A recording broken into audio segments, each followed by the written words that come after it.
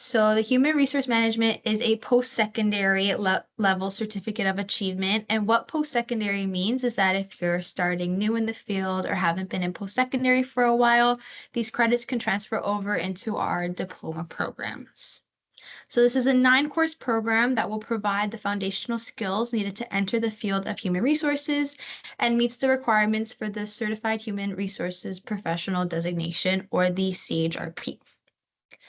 Students will learn finance, administration, structure, recruitment, salary, and organizational behavior as it relates to the field of human resources.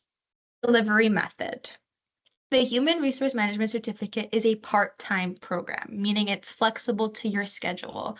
We know some folks who take this program are working full-time, and their full-time job is obviously their priority. So it works to you. You can take 1 to 2 courses per term, which I will go over what that means in a couple slides. And you do have 10 years to complete the entire certificate. There is no application process or prerequisites required to enter the program.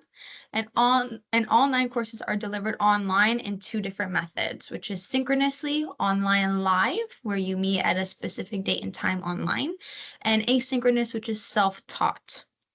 Courses are scheduled in Eastern Standard Time or Toronto time. Every course that's synchronous will be recorded and posted to our learning module site, which is called Blackboard in case you miss it.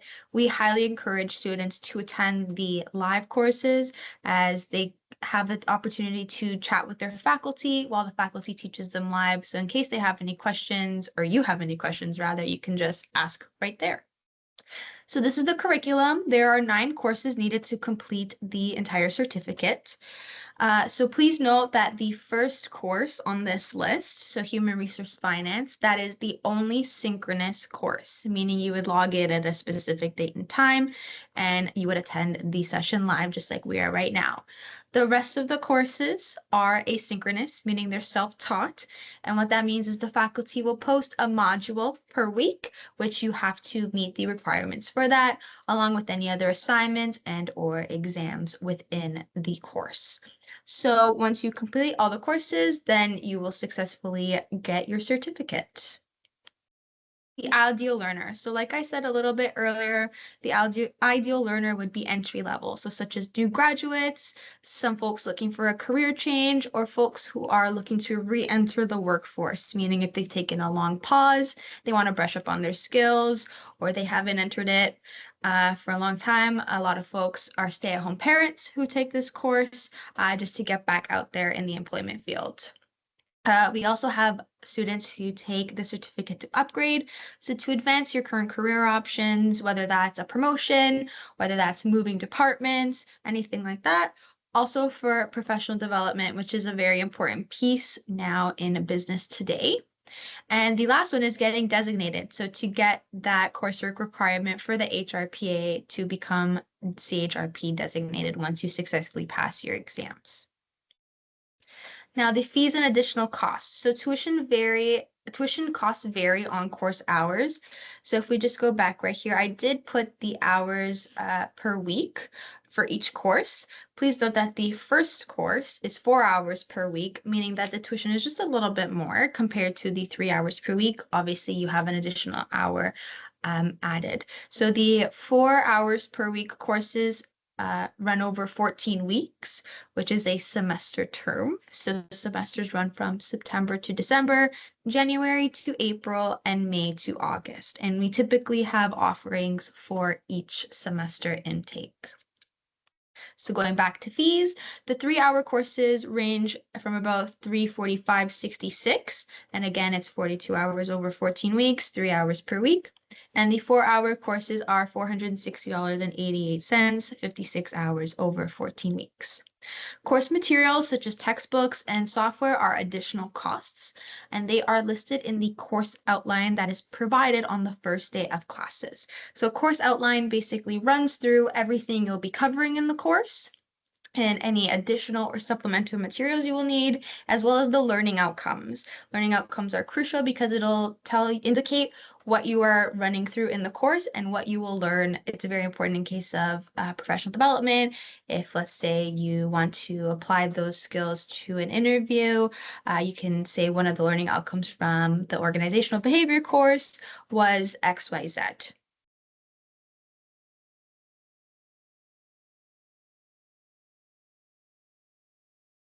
My name is Nicolette. I am the early career specialist with the HRPA. So I am new to the HRPA. However, I do have a background in recruitment and selection from a variety of industries. I worked in construction, I've worked in nonprofit, and I've also worked in hospitality. So I have over about 10 years of recruitment and selection experience, as well as a lot of administrative experience as well. So today's presentation, I'm going to tell you a bit about the HRPA. I'm going to tell you the benefits of becoming the benefits of becoming a member, as well as the different designations that we offer and the benefits of those designations. We are the Human Resources Professional Association. What is the HRPA? It is a professional regulatory body. We have close to 24,000 members across 21 chapters in Ontario. As of September, we're actually redefining our chapters, and we are moving towards 7 regional chapters throughout Ontario.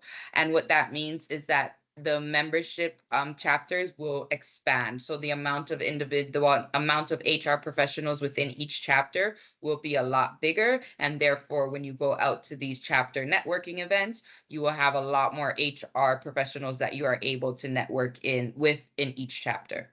Okay, all registrants and members are added to HRPA's public register, and the overall mandate of HRPA is to protect the public. So that is to hold HR professionals accountable and ensure that they have all the necessary resources that are needed for their career. Okay, so we do this by providing 3-tier certifications. So we offer 3 levels of certifications, which are the Certified Human Resource Professional designation, the CHRL, which is the Certified Human Resource Leadership designation, and the CHRE, which is the Certified Human Resource Executive designation. So for this presentation, we're only going to go through the first 2 designations, just because the executive designation requires about 10 years of HR experience. So when you get to that level, you can definitely look into that designation as well. The 3 level of designations, like I mentioned, are CHRP, CHRL, and CHRE. These designations are in addition to your educational development. These are just certifying that you are qualified HR professionals. I'm sure you have already seen them posted on job postings and job descriptions online. So it's usually employers will post it as required or an asset. So it's really beneficial to individuals that have these designations to stand out in the job market. Okay, it allows you to get promoted faster as well, and allows you to enjoy an expanded choice of career options. Once you become designated, in order to keep up your designation, you have to ensure that you do continuing professional development. So every 3 years, you have to complete at least 66.67 hours of continuing professional development to maintain your designation.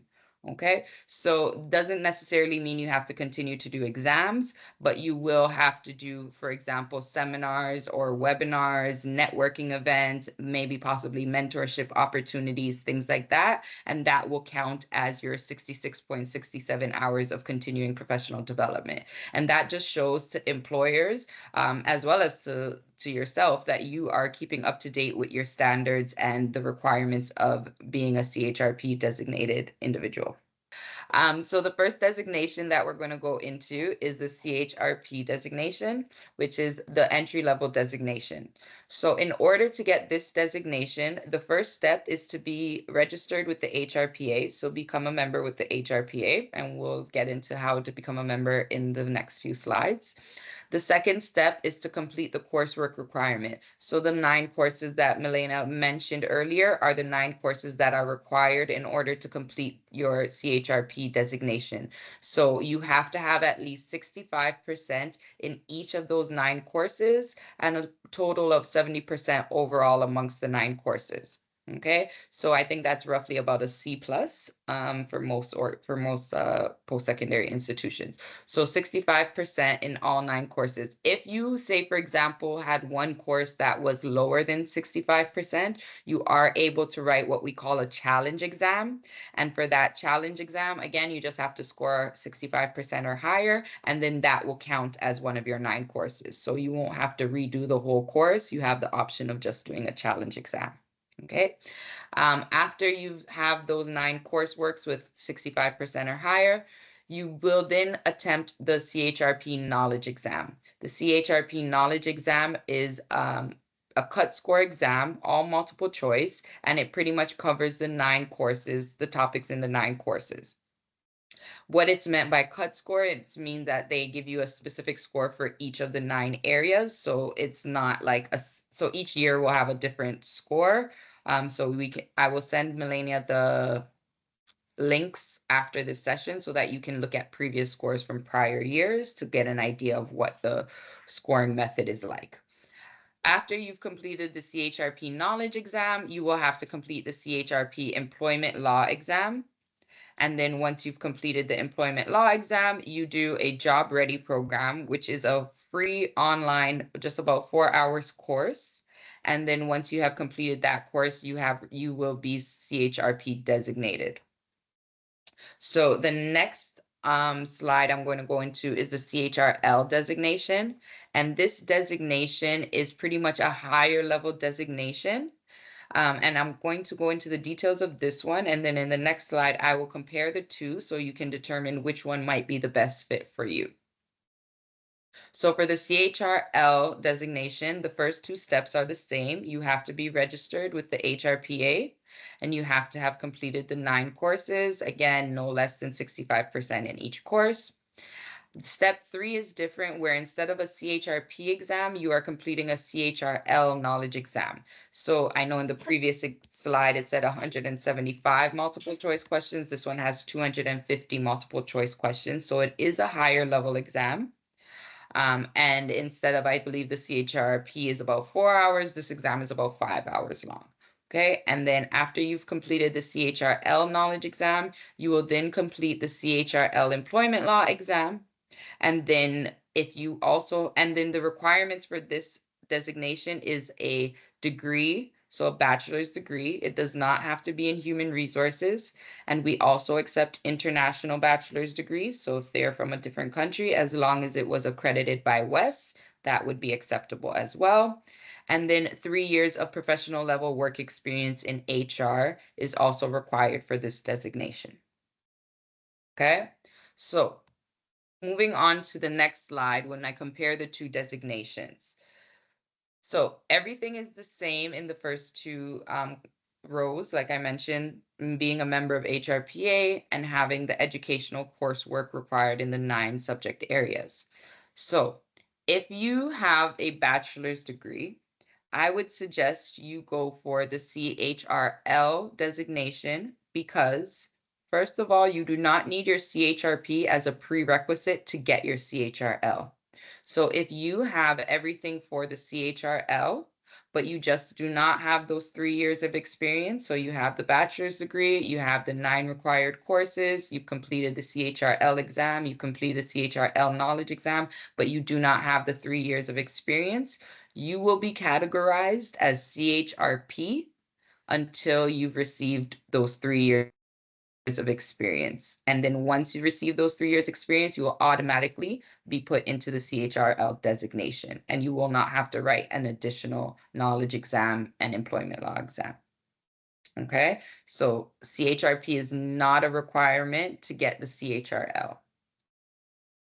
So for example, if you have like I said, if you have your degree, you want to do your CHRP, you complete the CHRL exam, you'll be designated as CHRP until 3 years of work experience is achieved, then you will become a CHRL. And you have up to 15 years to after completing your exams to get that 3 years of experience. So for individuals that may already have a bachelor's degree, the CHRL would be a good route to go. For those that do not have a bachelor's degree, then the CHRP would be a great route to go as well. Does anybody have any questions before I move on to the next slide in regards to benefits?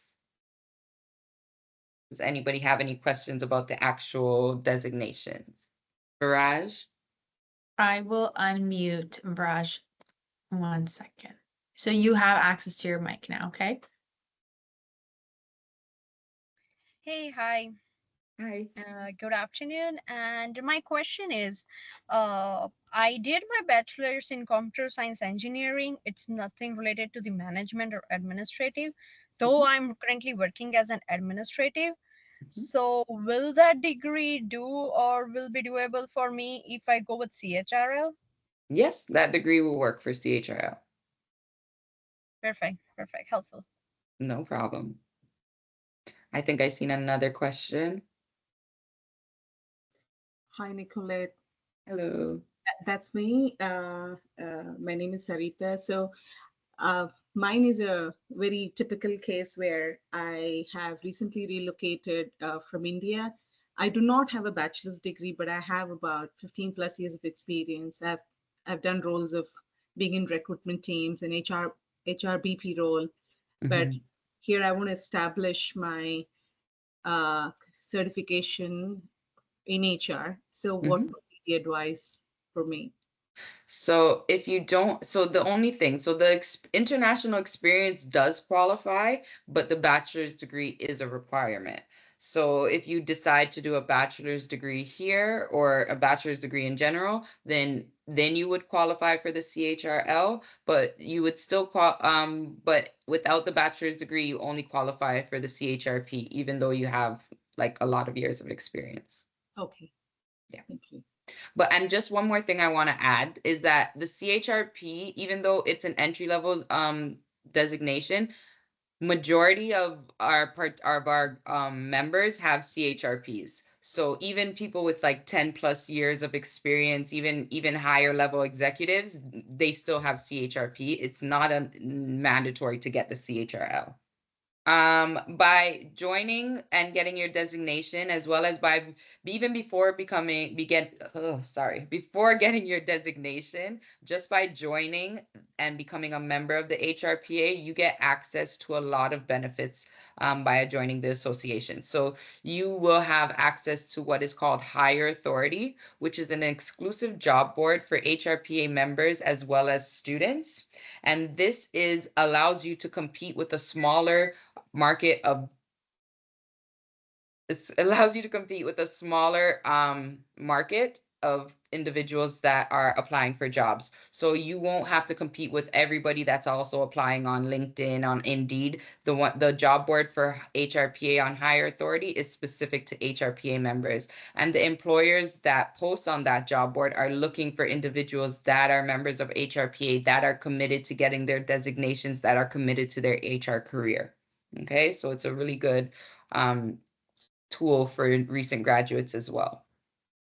So some other chapter membership benefits by joining the association is professional development. So once you join, you will have access to various workshops, classes, conferences, as well as various certificate and executive programs.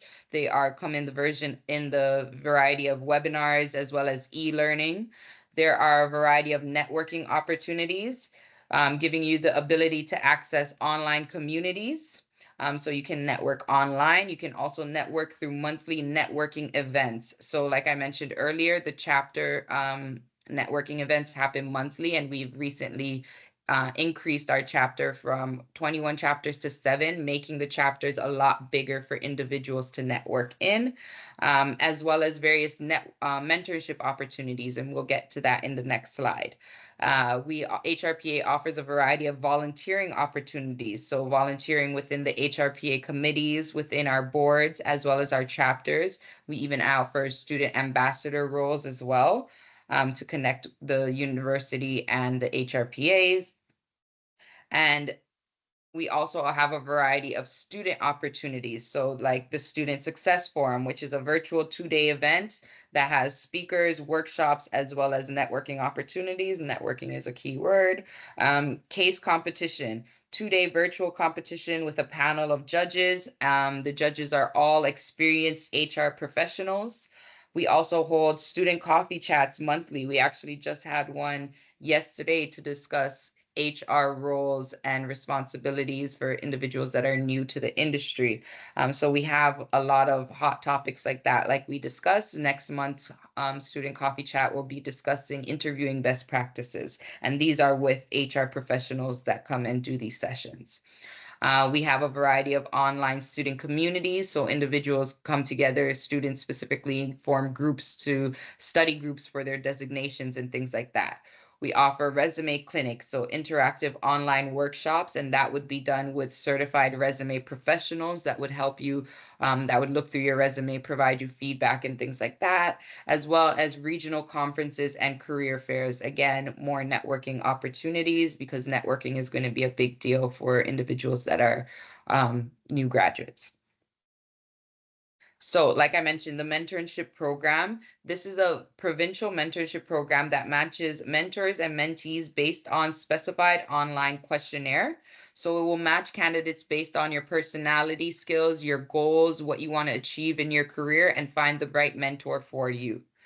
So connecting with a mentor will provide you with career advice. You can have discussions, share resources, as well as connections, and develop career paths. They also can provide you with guidance and support throughout your career. Individuals with mentors are 5 times more likely to get promoted in comparison to the coworkers without mentors. So how do you join? So our membership runs from June 1st to May 31st, and it is prorated depending on the month that you join. So it is depending always on the month that you join. For part-time students, since you are part-time, you would be joining as a practitioner, not as a student member. And so for part-time students, we have a 15% off discount code. If you are a full-time student, we do have separate discount codes for full-time students, just because full-time students register under a different membership. So if you are a full-time student, please message me and I can send you the full-time student discount code. But for part-time students, it is 15% off the discount code. And it's a very easy application process. You just go onto the website and register.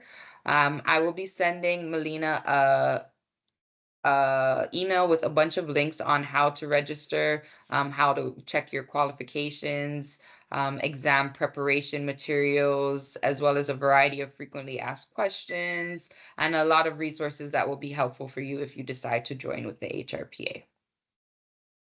The next slide has my contact information, so feel free to reach out to me directly as well.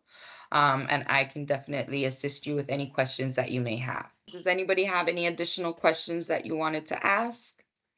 If I want to go with CHRL, then will the portion of CHRP would be covered in CHRL, and how much it is recommended, or how many people are taking? What's the ratio in Ontario? Since I'm way too new to this industry. So I would suggest the CHRL designation for sure. It is a higher level designation. It does encompass what the CHRP already has in addition to more items. So the CHRL is a higher level designation.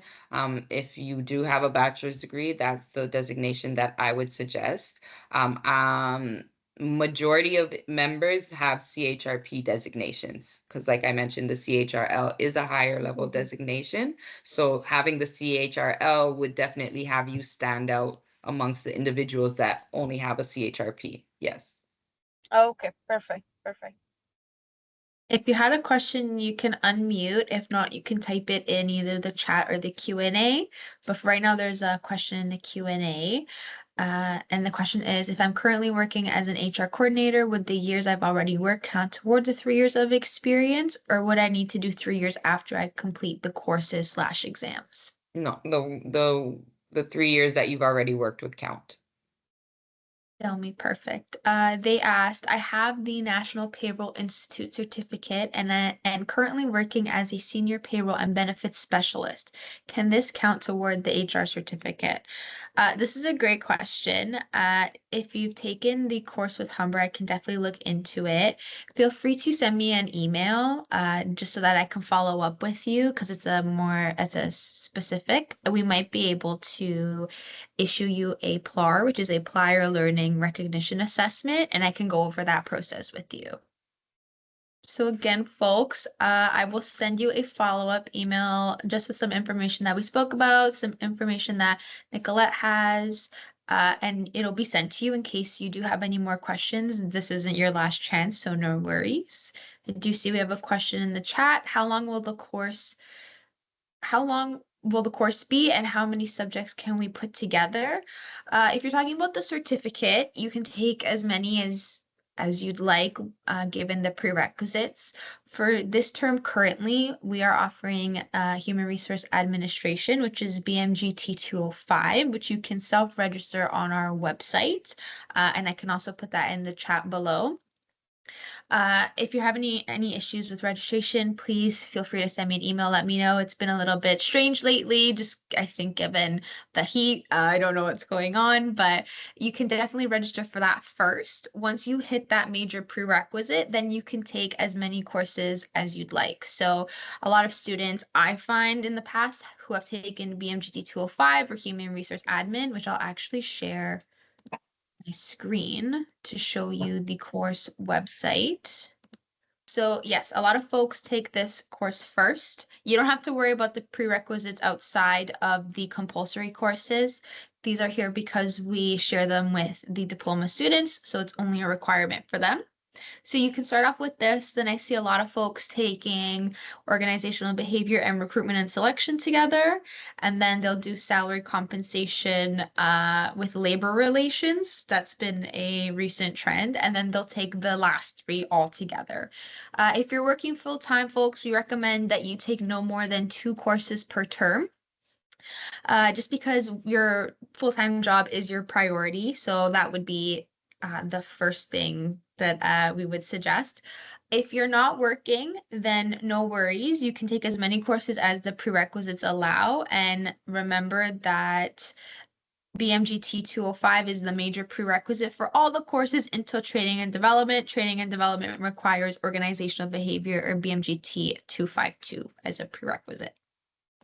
How can I fast track my courses? So like I said before, as soon as you hit the major prerequisites, you can take as many courses as you would like in a given term, whether that be 3 or 4.